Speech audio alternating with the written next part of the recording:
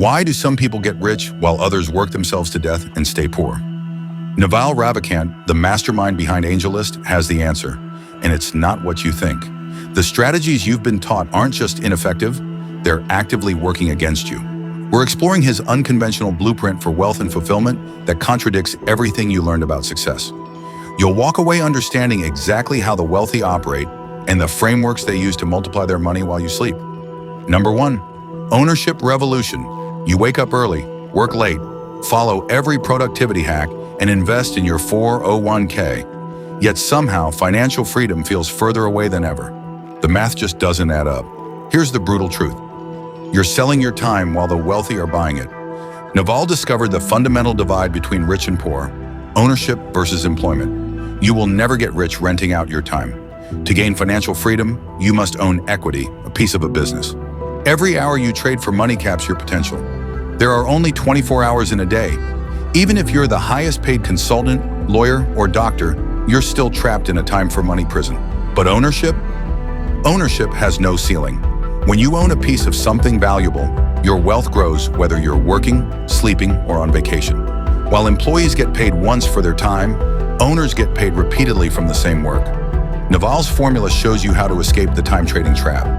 It has 3 elements, and the third one is so counterintuitive that most people immediately reject it because it goes against everything we're taught about job security. This isn't about starting the next Facebook. This is about understanding that even small pieces of ownership compound into life-changing wealth, while selling time keeps you broke forever. Number 2, the 3 principles of wealth in the modern world.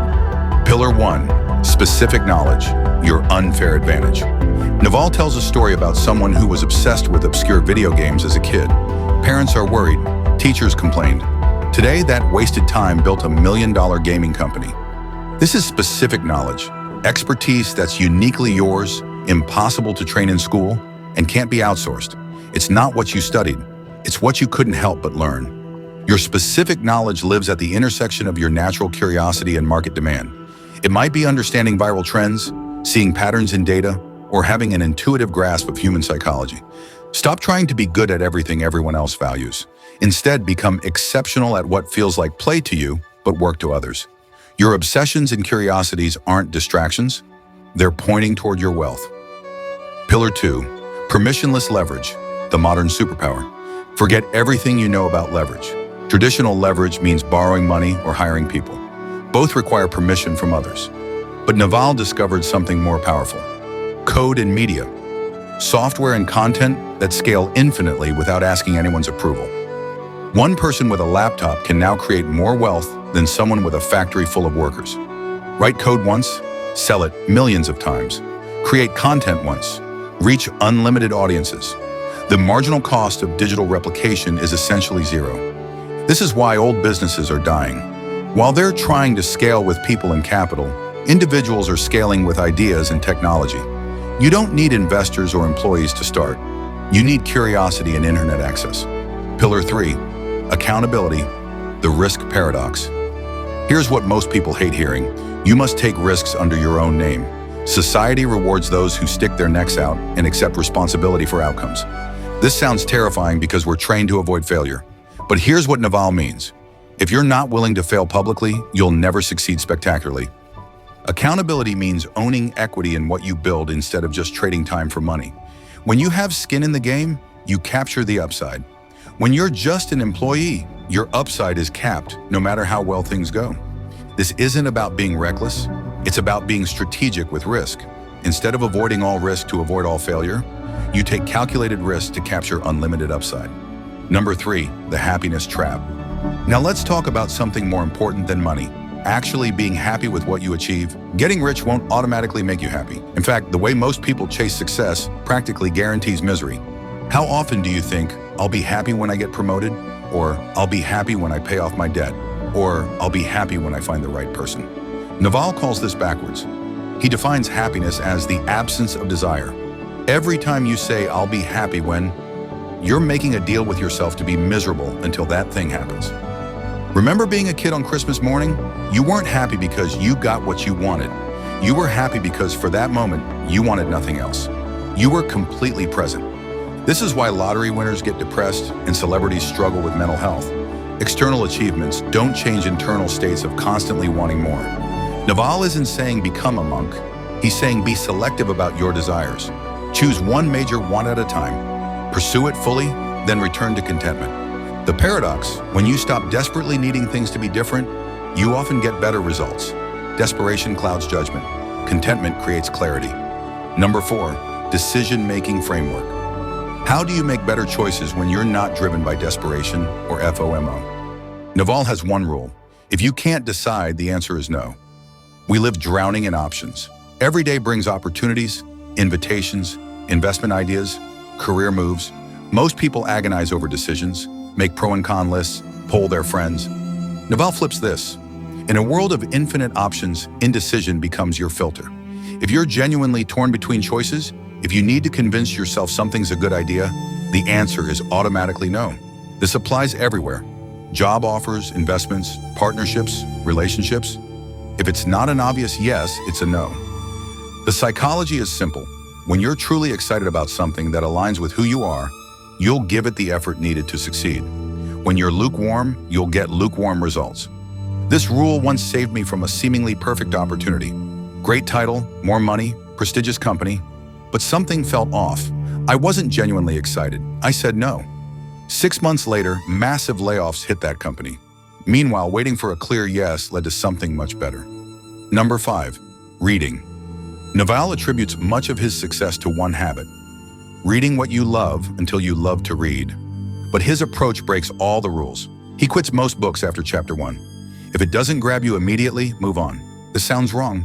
We're taught to finish what we start. But Naval's logic is brilliant. Your time is limited. Why waste it on books that feel like work when there are books that feel like play? The goal isn't finishing books, it's absorbing ideas that compound over time. One insight from the right book can change your entire trajectory. Naval reads across disciplines: science, philosophy, economics, history. He's hunting for mental models and patterns that connect across fields. Specialists miss these connections because they only know one domain. The key: read for curiosity, not credentials.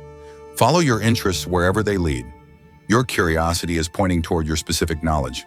Even 1 hour of reading daily puts you in the top tier of knowledge in any field within 7 years. Most people never read another book after graduation. A modest reading habit becomes a massive advantage. Ideas compound. Each book builds on previous ones. You develop pattern recognition others lack. Number 6, the 3-choice framework. Naval has a simple framework for any stressful situation. Most suffering doesn't come from circumstances. It comes from resisting circumstances. You always have exactly 3 choices. Change it. Take action to fix what's bothering you. Accept it. Stop resisting and find what's good about it. Leave it. Walk away completely. That's it, always. Hate your job? Pick one.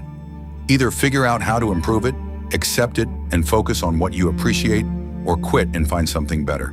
But stop complaining while doing nothing. Stuck in a bad relationship? Same 3 choices. Work to improve it, accept your partner, and focus on what you love or end it. Don't stay in resentment. Frustrated with money? Change your habits, accept your situation while working toward improvement, or make dramatic lifestyle changes. Don't just worry without acting. The insight: stress comes from being stuck between options, not from situations themselves. When you're clear about your choice and committed to it, even difficult situations become manageable. Most people avoid all 3 choices. They won't do the work to change things, won't accept things as they are, and won't leave because change is scary, so they stay stuck in resentment. This framework forces clarity and eliminates the middle ground where suffering lives. Number 7, play the long game. Everything Naval teaches centers on one principle: play long-term games with long-term people. All big rewards come from compound interest in money, relationships, reputation, and knowledge. Short-term thinking kills compound effects before they can build. Naval focuses on iterated games, situations where you'll interact with the same people repeatedly. In these games, reputation becomes your most valuable asset. When people trust, you'll honor commitments and deliver quality work. Opportunities flow to you. When they know you'll treat them fairly, they want to do business with you. This changes everything. Instead of extracting maximum value from each interaction, you build relationships and reputation. Instead of optimizing for quarterly results, you optimize for decade-long opportunities. Truly wealthy people don't just get lucky once. They create systems and relationships that generate opportunities repeatedly over time. Your reputation follows you everywhere now. Every interaction is potentially visible to everyone else. When you consistently deliver value and maintain integrity, reputation becomes a magnet for opportunities. Naval's formula isn't about working harder, it's fundamentally about working differently. By doing this, you give yourself leverage in a multitude of ways. If you want to get the book and read it for yourself, check out the link down below.